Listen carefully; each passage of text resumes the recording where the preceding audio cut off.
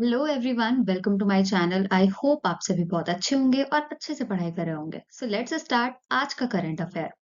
सबसे पहली जो न्यूज़ है वो जुड़ी हुई है एक एक्सरसाइज के साथ, जिस एक्सरसाइज का नाम है desert Hunt. Right.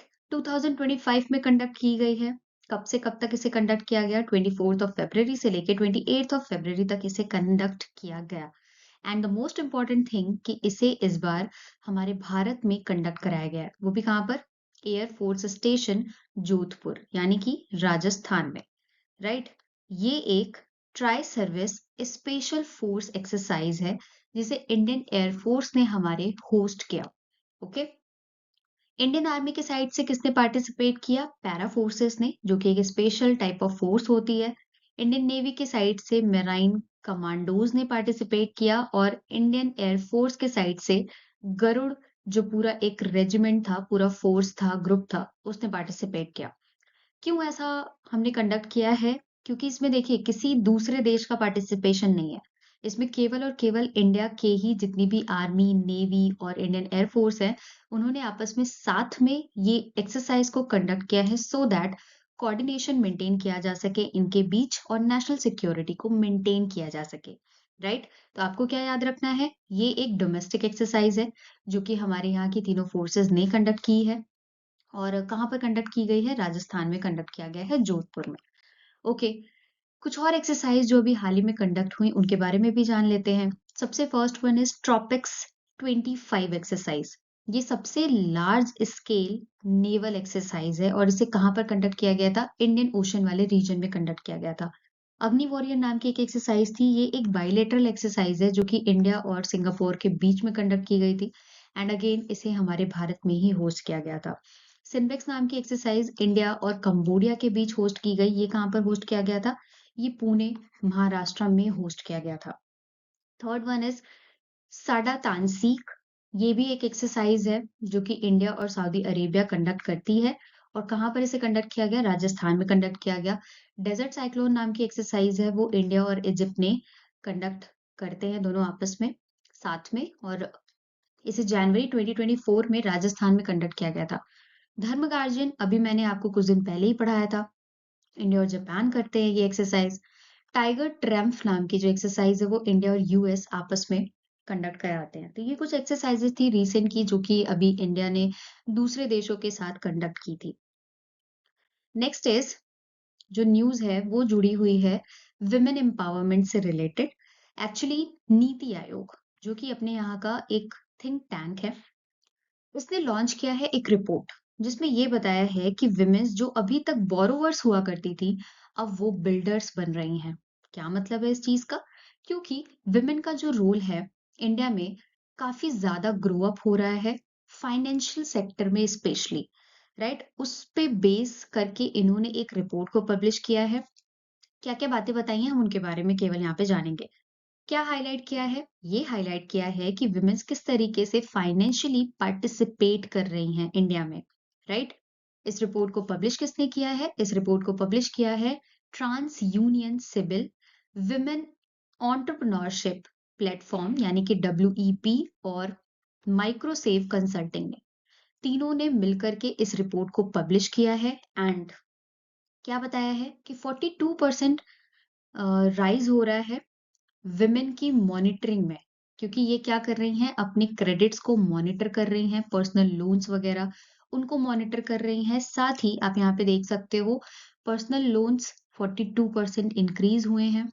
17% gold loans, business loans में 18% और एग्रीकल्चरल लोन में 13% शेयर है अपने यहाँ पर विमेन्स का। और वो भी ऐसी विमेन्स जो कि यंगर विमेन्स हैं, मतलब 30 ईयर से कम की एज की हैं। और क्या-क्या बातें बताई गई हैं? विमेन बोरोवर्स ट्रिपल्ड हुए हैं। कब से कब तक के बीच में? 2019 से लेकर के 2014 तक के टाइम पीरियड के बीच में। साथ ही जो 60% की विमेन्स बोरोवर हैं, ये लोग कहाँ से बिलोंग करते हैं? ये या तो सेमी अर्बन एरिया के हैं या तो रूरल एरियाज से हैं। साथ ही विमेन का जो शेयर है बिजनेस लोन में, वो भी इंक्रीज हुआ है। मैंने आपको पीछे भी बताया 14%। गोल्ड लोन में 6% से इंक्रीज हुआ है। 2019 के कंपैरिजन में बताया जा रहा है कि तब से लेके अब तक कितना इंक्रीमेंट हुआ है। And the most important thing ये बोला गया है इस रिपोर्ट में कि जो मेजरली और सबसे हाईएस्ट वुमेन बोरोवर्स हैं वो सदर्न इंडिया के पार्ट से बिलोंग करती हैं, लाइक तमिलनाडु, कर्नाटका, तेलंगाना और आंध्र प्रदेश।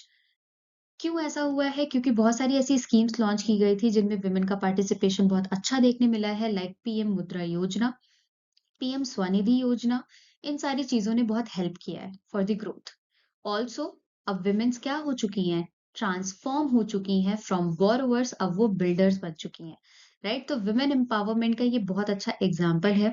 नीति आयोग ने इस रिपोर्ट को पब्लिश किया है एंड इसके थ्रू हम ये चीज बहुत अच्छे से देख सकते हैं, राइट? तो फाइनेंशियल सेक्टर में विमेन्स का कंट्रीब्यूशन यहाँ पर देखने मिल रहा है कि किस तरीके से विमेन्स अब बढ़ चढ़ कर हिस्सा ले रही हैं। तो किसने ये रिपोर्ट पब्लिश की है, क्या-क्या पॉइंट्स बताए गए हैं, कितना परसेंट कौन से सेक्टर में इंक्रीज हुआ है, वो सारी चीज़ आपको यहाँ से याद रखनी है। अगली न्यूज़ अगली न्यूज़ है एक स्पीशीज के साथ जुड़ी, that is olive ridley sea turtle. हुआ क्या है? सबसे पहले तो ऑलिव रिडली सी टर्टल के बारे में आप जानो। ये सबसे स्मॉलेस्ट टर्टल्स होते हैं एंड मोस्ट अबंडेंट पाए जाने वाले ये सी टर्टल हैं, ऑल अराउंड वर्ल्ड पाए जाते हैं। स्पेशली ये वार्म वाटर में रहते हैं। कौन कौन से ओशंस में पाए जाते हैं? Pacific ocean, Atlantic ocean and Indian ocean में, राइट? ये टर्टल कार्निवोरस होते हैं। ये जेली फिश और जो छोटी फिशेस होती हैं उनको ये खाते हैं। That's why they are carnivorous. और होता क्या है, पूरे साल भर के टाइम में तो ये कहीं और रहते हैं। पैसिफिक ओशियन, आपने एक आर्किपेलागो सुना होगा, डार्विन आर्क के नाम से, वहां पर ये रहते हैं। लेकिन जब इन्हें नेस्टिंग करना होता है तो ये मास नेस्टिंग के लिए ये कहाँ पर आते हैं? एग्स को ले करने के लिए ये कहाँ पर आते हैं? अपने इंडिया में आते हैं, राइट? इस प्रोसेस को एक नाम से जाना जाता है, दैट इज अरीबाडा। अरीबाडा का क्या मतलब होता है? Mass nesting of sea turtles. हर एक फीमेल क्या करती है, जो फीमेल टर्टल होती है वो एक डिग करती है एक सैंड पिट को एंड उसी में ये 90 से लेकर के 120 एग्स को ले करती है। कहाँ पर ये आते हैं? ये आते हैं ओडिशा के कोस्ट पर, भारत में, जहां पर लार्ज नंबर में आपको मास नेस्टिंग देखने मिलता है। कुछ इस तरीके से यहाँ पे टर्टल्स आते हैं और यहाँ पर एग को ले करते हैं, राइट? ओडिशा में भी बहुत इंपॉर्टेंट प्लेसेस हैं, Gahirmatha, mouth of Devi river, Rushikulya. ये सब ऐसी जगह हैं जहां पर ये टर्टल्स आते हैं और एग्स को ले करने का काम करते हैं हर साल। ओके। आईयूसीएन की अगर आप लिस्ट में देखो तो आईयूसीएन के लिस्ट में ये टर्टल्स वल्नरेबल की कैटेगरी में आते हैं। साथ ही साइट्स के अंडर में ये अपेंडिक्स 1 में रखे गए हैं और वाइल्ड लाइफ प्रोटेक्शन एक्ट 1972 के अंडर में इन्हें शेड्यूल 1 में रखा गया है।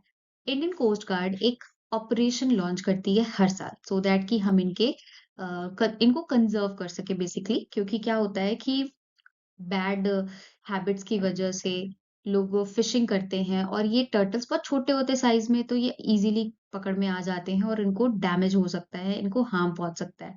दैट्स वाई इन्हें प्रिजर्व करने के लिए हर साल इंडियन कोस्ट गार्ड एक ऑपरेशन लॉन्च करती है। इस ऑपरेशन का नाम है ऑपरेशन ओलिविया। ये जुड़ा हुआ है ऑलिव रेडली सी टर्टल से। और ओडिशा की गवर्नमेंट ने एक डिवाइस लॉन्च किया हुआ है, टर्टल एक्सक्लूडर डिवाइस, राइट? और इसको ओडिशा की गवर्नमेंट मैंडेटरी कर देती है कि आप सभी को कोस्टल एरियाज में इस डिवाइस का यूज करना ही करना है। तो आपको क्या-क्या याद रखना है, ये कहाँ पर मास नेस्टिंग के लिए आते हैं। मास नेस्टिंग का जो प्रोसीजर है, इसे हम एक नाम से जानते हैं, दैट इज अरीबाडा, ठीक है? और इनके आईयूसीएन का स्टेटस, ठीक? पैसिफिक ओशन, इंडियन ओशन और अटलांटिक ओशन, तीनों जगह पर ये पाए जाते हैं। ये आपको याद रखना है। ओके। अगली जो न्यूज़ जुड़ी हुई है वो एक रिवर के साथ जुड़ी है, दैट इज़ थेम्स रिवर। आखिर ये क्यों चर्चा में आया?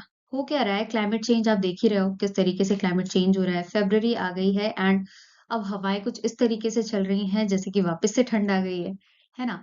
तो क्लाइमेट चेंज इतना ज़्यादा इंटेंस हो चुका है कि थेम्स नदी में एल्गल ब्लूम देखने को मिले हैं। मतलब वहाँ पे एल्गीज़ जनरेट हो रहा है। कौन सी रिवर में? थेम्स नदी में।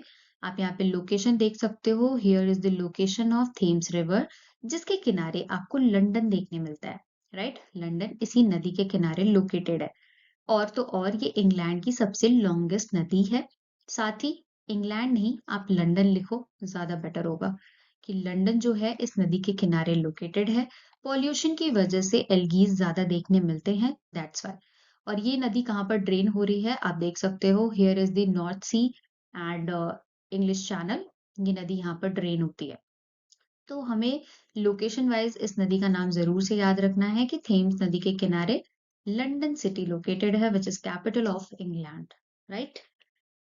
अगली news and the most important news, Mahakumbh बहुत अच्छे से और सक्सेसफुली कंडक्ट कराया गया 2025 में, जिसके बाद उत्तर प्रदेश के सीएम योगी आदित्यनाथ जी ने ये अनाउंस किया है कि 5 स्पिरिचुअल कॉरिडोर्स बनाए जाएंगे अपनी यूपी में। ये कॉरिडोर्स क्या करेंगे? ये कॉरिडोर्स स्पिरिचुअल टूरिज्म को प्रमोट करेंगे। साथ ही बेसिकली ऐसा इसलिए किया जा रहा है कि डिवोटीज को काफी आसान हो जाए, ताकि वो जितनी भी होली साइट्स हैं वहां पर इजीली पहुंच सके। दैट्स व्हाई इन कॉरिडोर्स को कंस्ट्रक्ट किया जाएगा और ये प्रमोट करेंगे इंडिया के हेरिटेज को। तो आखिर कौन कौन से वो कॉरिडोर हैं? Number one is Prayagraj Vindhyachal Kashi corridor. Prayagraj से आप पहुंचोगे विंध्याचल धाम एंड देन काशी, यानी कि काशी विश्वनाथ टेम्पल।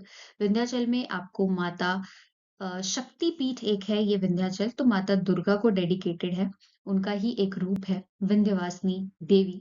वहां पे इसको कनेक्ट किया जाएगा। Second is Prayagraj Ayodhya Gorakhpur corridor, यानी कि त्रिवेणी संगम से होते हुए रामलला के temple and then Gorakhnath temple. Third one is Prayagraj Lucknow और नैमिषारण्य कॉरिडोर, ये है।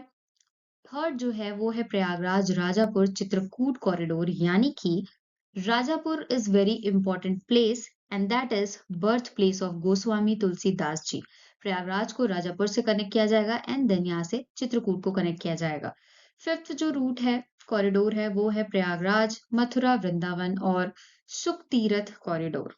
अब कान्हा जी को कैसे छोड़ा जा सकता है, तो कान्हा जी के लिए भी एक कॉरिडोर डेवलप किया जाएगा। तो ये टोटल 5 कॉरिडोर है जो कि स्पिरिचुअल कॉरिडोर के नाम से जाने जाएंगे and that will promote spiritual tourism as well. तो पांचों में एक चीज कॉमन आपको नजर आएगी, दैट इज प्रयागराज, है ना?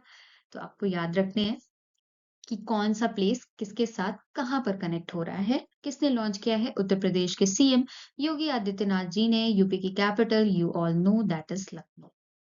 नेक्स्ट न्यूज बहुत इंपॉर्टेंट और शायद आप सभी को पता भी होगा, विराट कोहली बन चुके हैं 7th इंडियन प्लेयर जिन्होंने अपना 300 ओडीआई क्रिकेट मैच को कंप्लीट कर लिया है।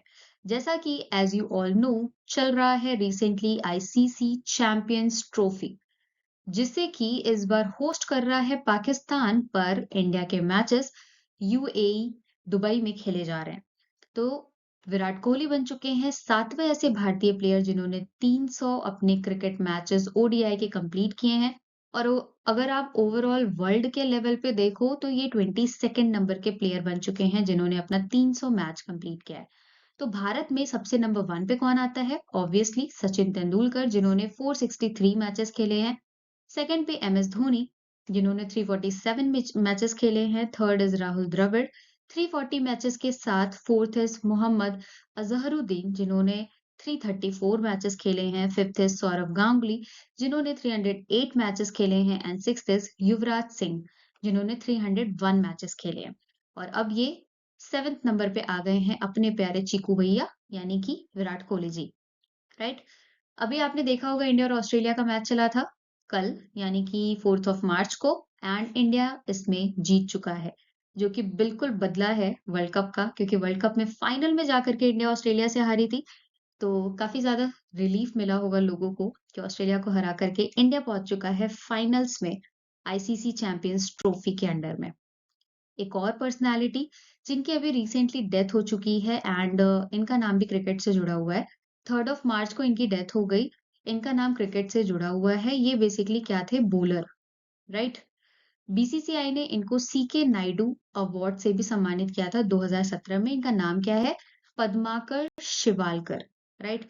इन्हीं को डेडिकेट करते हुए 4th ऑफ मार्च का जो मैच खेला गया था इंडिया और ऑस्ट्रेलिया के बीच में, तो आप सभी ने देखा होगा कि इंडियन क्रिकेटर्स ने हाथ में ये ब्लैक कलर का आर्म बैंड बांधा था।